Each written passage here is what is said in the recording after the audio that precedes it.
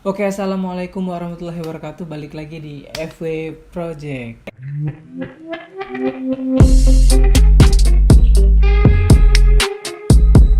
Oke, ini adalah video terbaru setelah sekian lama nggak bikin video, dan ini adalah untuk menuntaskan janji kepada salah satu akun tukang review film untuk nge-review film mereka. Oke, di video kali ini kita bakal ngebahas tentang sebuah film pendek garapan orang yang sering nge-review film orang lain. Dan film pendek ini berjudul Merangkul Jarak. Oke, mari kita bahas filmnya. Film pendek Merangkul Jarak ini kalau teman-teman udah nonton mungkin bakal nangkep secara gamblang. Ini adalah sebuah film bercerita tentang memperbaiki suatu hubungan gitu antara dua sahabat lama yang telah berbeda jarak, yang terpisah jarak dan berbeda profesi mungkin, yang dipertemukan kembali via daring karena efek pandemi gitu kan. Tapi kalau ditelusuri lebih dalam lagi, film itu tuh bercerita tentang memang tentang memperbaiki hubungan, tapi nggak melulu tentang hubungan tentang antara satu orang dengan orang lain, tapi memperbaiki hubungan dengan diri sendiri, dengan mimpi yang dulu pernah kita bikin tapi nggak dilanjutkan gitu kan, karena suatu keadaan mungkin yang membuat kita meninggalkan hal tersebut. Yang paling menarik di film ini tuh mungkin yang dijual adalah teknis mungkin ya. Teknik dalam pengambilan film ini atau eksekusi film ini tuh menggunakan teknik yang sangat-sangat berbahaya, karena kalau menggunakan teknik ini dengan cerita yang tidak matang atau ya kurang menarik, akan sangat-sangat membosankan.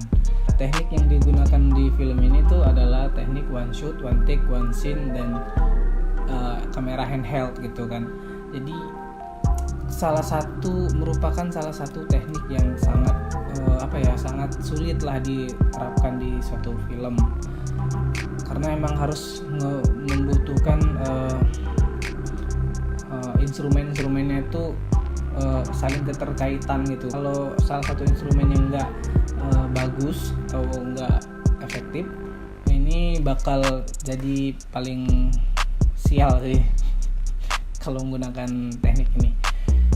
Mungkin bisa dibilang kru di film ini atau para pembuat film ini tuh mungkin men-challenge diri mereka, mungkin ingin mengukur bagaimana kemampuan mereka. Ya kalau gue sih sah-sah aja kalau pengen gunain teknik ini, tapi menurut gue pribadi ini adalah salah satu teknik yang beresiko, dan menurut gue di film ini kurang berhasil. Karena apa? Di awal film itu gue ngerasa keganggu banget. Di awal itu gue ngerasa ini bukan film tapi ini adalah sebuah video klip, karena mungkin yang gue rasa ya, gue tonton, pengalaman gue nonton itu mereka memakai gimbal bukan handheld yang seperti ada rig di badan, kayak smoothnya itu smooth gimbal yang menurut gue nggak cocok dipakai untuk teknik handheld. Terus ada bagian-bagian yang shoot atau kamera movementnya itu yang nggak penting menurut gue, atau salah penempatan. Karena pas contohnya salah satunya itu di adegan si kamera movement tentang kamera move ke foto yang ada di dinding, yang itu adalah foto kru film Istiqlal kalau nggak salah. Itu pas kamera move ke dinding, ke foto, itu nggak sesuai dengan apa yang dibilang oleh pemain, aktrisnya gitu kan. Aktrisnya udah lama bilang itu, terus kameranya bergeraknya agak pelan ke dinding, dan akhirnya si aktor agak sedikit jeda ngomongnya, atau agak sedikit nunggu momen kamera kembali ke muka baru dia bisa ngomong lagi. Itu kerasa banget sih adegan ketika si cowok itu duduk di kursi, terus kamera maju ke depan, terus adegannya itu si cowok pengen pindah ke kasur, jadi pas dia balik badan itu hampir nabrak mungkin ya, jadi dia agak ngelihat ke kamera, dan di situ momen yang gue ngakak sih.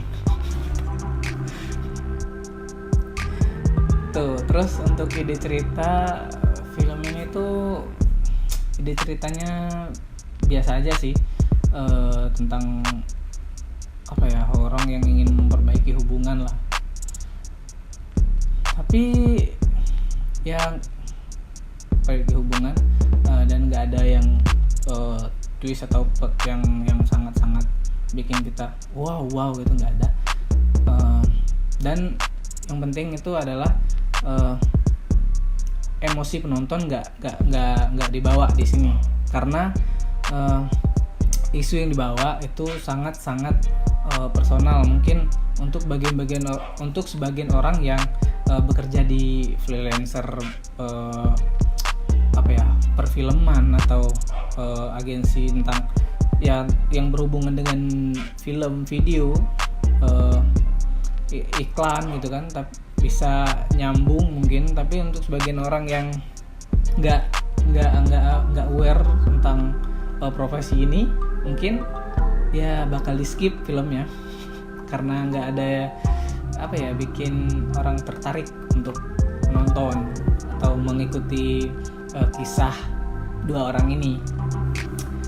Dan untuk ide cerita lagi tuh, mungkin kita masih mirip-mirip dengan ini, kita bakal keinget sebuah film panjang yang berjudul Nai.